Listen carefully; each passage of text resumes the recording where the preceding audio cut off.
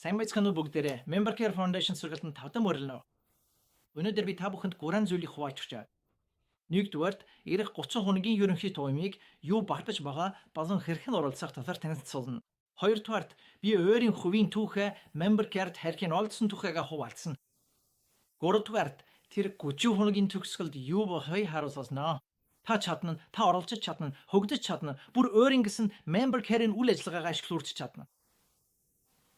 Өнөөдөр бид ивлээ. Өнөөдөр бол эхний 7 хоногийн эхний удаа. Энэ сургалтанд та үзэх зорилттой YouTube видео багтсан.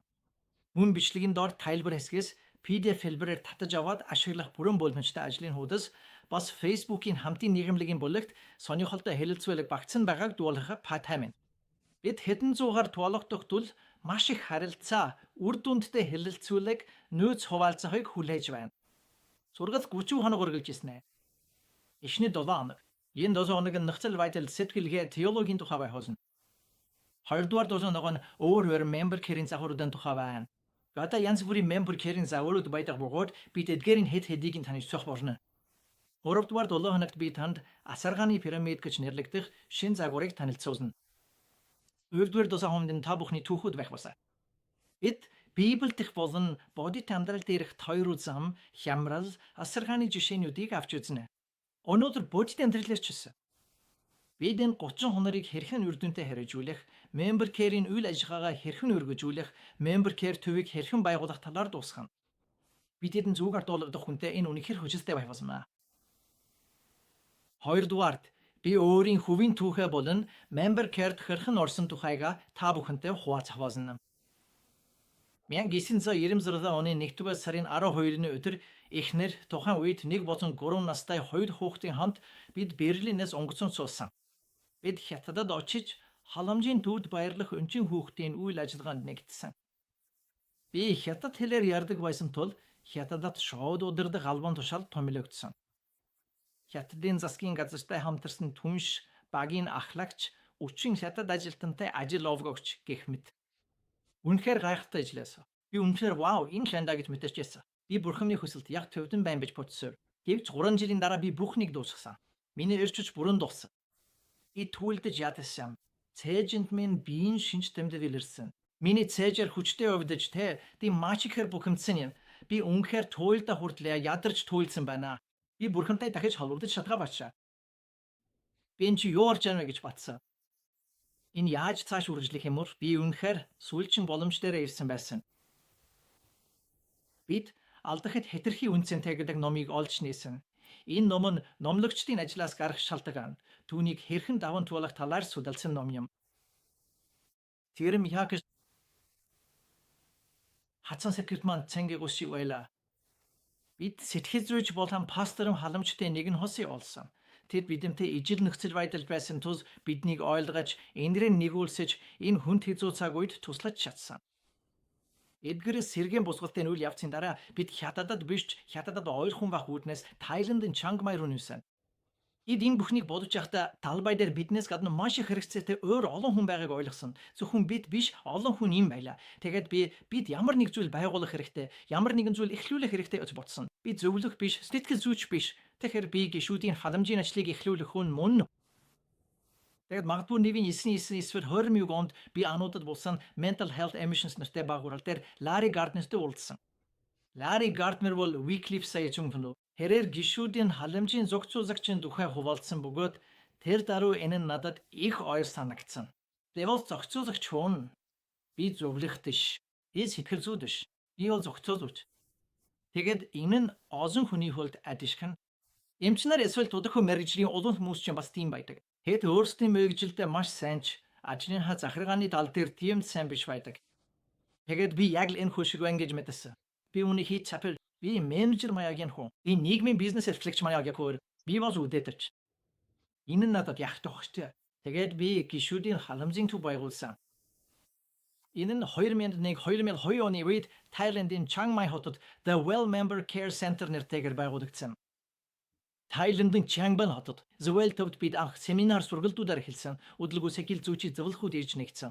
Би өглөө ярин гарахта хүрмээ бараг мартавшах байсан дээ шүү дээ. Энд ирэхчээ багтаа. Ингээд бид сургалт болон нэг ярины үйлчилгээ үзүүлэхийг хослуулсан. Энэ жил их тусам улам өргөжиж хөгжсөн. 2005 онд цунами болсны дараа The Whale төв Тайландын өмнөд хэсэгт 2 дахь салбараа нээсэн. 2006 онд би хятад руу буцаж тэнд гишүүдийн халамжийн төв байгуулахаар болсон. Үүний зэрэгцээ намайг Global гишүүдийн халамжийн сүлжээний зохицуулагч удирдагчаар ажиллахыг хүссэн. Ингээд миний бие гишүүдийнхээ халамжийн чиглэлээр үйлчлэлээ цаашдаа ч эдэвхтэй үргэлжлүүлсэн юм. Хятад улсад бид мөн адил ихэнх үедээ хятадд амьдарч буй гадаад иргэдэд илүүтэй анхаарлаа төвлөрүүлж байсан боловч явандаа алхамаар гадаад иргэдээс хятадын үндэсний хүн ам руу чиглэн шилжсэн билээ. Энэ нь мөн сүүлийн 10 жилд тухиасан бөгөөд шатадын сүм шатадуудыг Ерүсалим руу буцаах гадаадад Төв Аз руу илгээж номлосон ажилд дайчлах хөдөлгөөн өрнөсөн үе байлаа.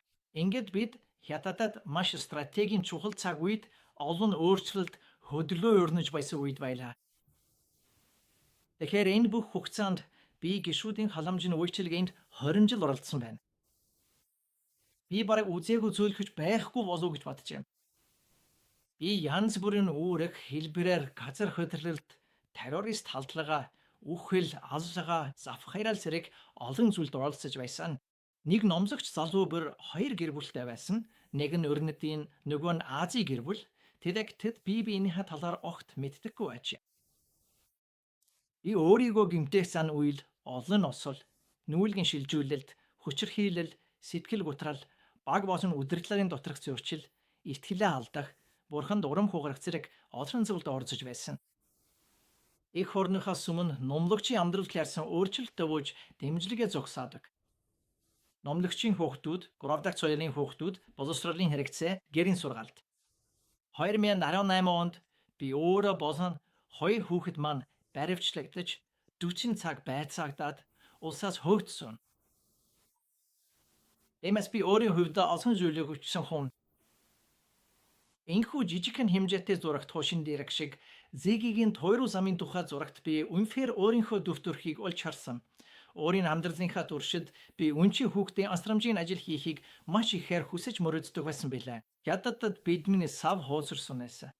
Бид явах хэрэгтэй болсон тэгээд тойруу зам гарч маш их бухимдалтай тулг орсон. Дараа нь дахин нэг тойруу зам, бас дахин нэг тойруу зам гарсан. Эцэст нь бид ойлгосон. Магадгүй энэ тойруу зам маань бидний жинхэнэ дуудлага байж болох юм. Гишүүдийн халамжийн ажилд оролцсон олон хүн өөрсдийн амьдралын самнал, өөрсдийн хямрал, өөрсдийн тойруу замаасаа болж энэ ажилд орсон байдаг. Бурханд анхлан урам хугарахын удаач бий. Тэгээд тэд бурханы талаар дөрөх, бурхамтай харилцаагаа өөрчлөх шаардлагатай болсон. Хүмүүс болон хамтын ажиллагаанд урам хугарах, мөн үүндээ дасан төгсөх хэрэгтэй болсон. Тойруу зам бол хүн бүрийн амьдралын нэг хэсэг бөгөөд энэ нь бидний үлсэрт, хойв хүний хөгжлийн нэг хэсэг юм. Энэ бүхнийг эрүүл саруул ухаанаар хүлээн авч нэгтгэн зангидахад асар их хүч чадал, төвчээр болон хөндлөнгийн бүсдийн тусламж дэмжлэг зайлшгүй ягтай болдог. Тойруу зам нь шин арга зам, шин чиглэл, шин алсан хараанд хүргэдэг. За тэгэхээр энэ бол миний трүүхийн нэг хэсэг бөгөөд энэ нь намайг сүүлийн цэг рүү авчиж байна. Өнөөдөр би та бүхэнд энэ 30 хоног хэрхэн танд хөгжих, бүр өөрийн гэсэн гишүүдийн халамжийн сайлбар үүсгэхэд туслаж болохыг харуулахыг хүсэж байна. Би үүнийг гишүүдийн халамжийн сайлбар үүсгэх гэж нэрлэх дуртай. Үүсгэх гэж эсвэл яварч байсан гишүүдийн халамжийн сайлбар үүсгэх гэж, сүмийн үүсгэх гэж биш, харин сайлбарын үүсгэх гэж юм.